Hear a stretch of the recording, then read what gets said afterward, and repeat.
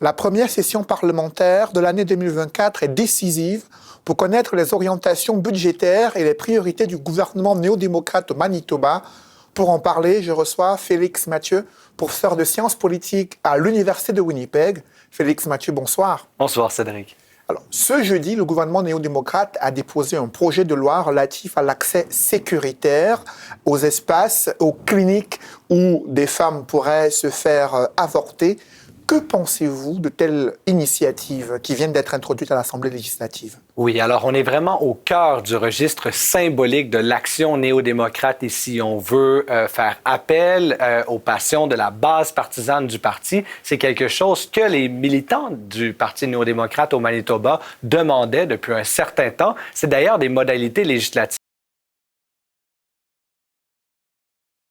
parfois plusieurs décennies. Et donc ici, ce n'est pas que c'était illégal de protéger ces sites-là, mais maintenant, on vient codifier d'une certaine manière, on vient renforcer l'obligation qu'ont les forces de l'autorité de s'assurer d'un accès sécuritaire, pacifique, pour que les femmes puissent avoir accès à ces modalités qu'on présente comme étant au cœur d'un système exhaustif de traitement de santé, de soins de santé au Manitoba. Félix Mathieu, il y a la question des conditions de travail des employés qui fait l'objet d'un autre projet de loi cher aux yeux du gouvernement néo-démocrate.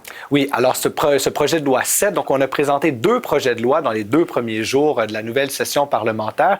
Et ici, encore une fois, c'est un projet de loi qui vise à garantir de meilleures conditions de travail pour les travailleurs, mais également d'assurer des meilleures conditions pour le gouvernement lorsqu'il entre en contrat avec des entreprises pour des gros chantiers. Et donc, de s'assurer qu'on respecte l'échéancier, mais également la fourchette budgétaire sur laquelle on s'est entendu. Et ici, encore une fois, on s'assure de faire plaisir à un certain électorat néo-démocrate et ça cache peut-être finalement certains déchirements ou déceptions qu'on pourra Acte majeur de cette session parlementaire, un budget qui va être présenté d'ici avril prochain. Pour autant, est-ce que l'on peut indiquer que le gouvernement néo-démocrate sera capable de tenir ses engagements, ses promesses électorales? Oui, alors le 2 avril prochain, nous allons connaître les détails de ce fameux budget. Et là, c'est un véritable test pour le NPD parce que là, on a promis très gros en campagne électorale. On a réalisé à l'automne qu'on a un contexte financier plus difficile que ce à quoi on s'attendait. Et là, on a des dépenses croissantes, des pertes de revenus puisqu'on a coupé dans certaines taxes. Et là, il va falloir faire des choix. Et je crois justement qu'en ayant demandé l'avis des citoyens à travers des sondages qu'on avait mis en ligne cet automne, eh bien, le gouvernement se prépare à dire nous abandonnons certaines promesses, pas parce que nous y tenons pas, mais parce que les citoyens nous ont dit que nous devrions prioriser d'autres chantiers. Et donc, on va voir comment le gouvernement va se saisir de ces dossiers-là, mais ça va être un enjeu difficile et l'opposition va assurément attaquer le gouvernement si on manque à certaines promesses. Restons sur la scène provinciale pour évoquer les financements durant la récente campagne électorale.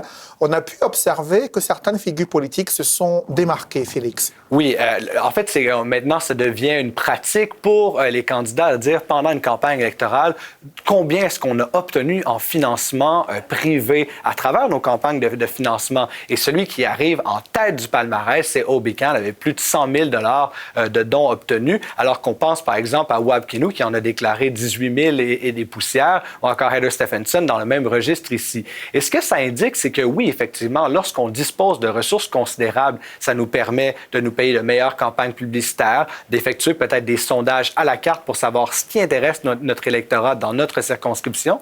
Mais pour autant, on a vu que d'autres candidats avec des donations très maigres ont réussi à se faire élire. Et donc, l'argent, oui, ça importe, mais ce n'est pas tout. Ce que ça indique pour autant, c'est que pour un candidat comme Obican, qui a laissé entendre qu'il était prêt à lancer son nom pour être candidat au leadership du Parti progressiste conservateur, eh bien, pour le parti, il voit en lui quelqu'un qui est capable, qui est en mesure d'aller chercher de l'argent. Et pour ça, pour un parti, eh bien, c'est crucial, c'est le nerf de la guerre. Et donc, il se présente en étant tout de même en bonne position pour se rendre dans la course au leadership.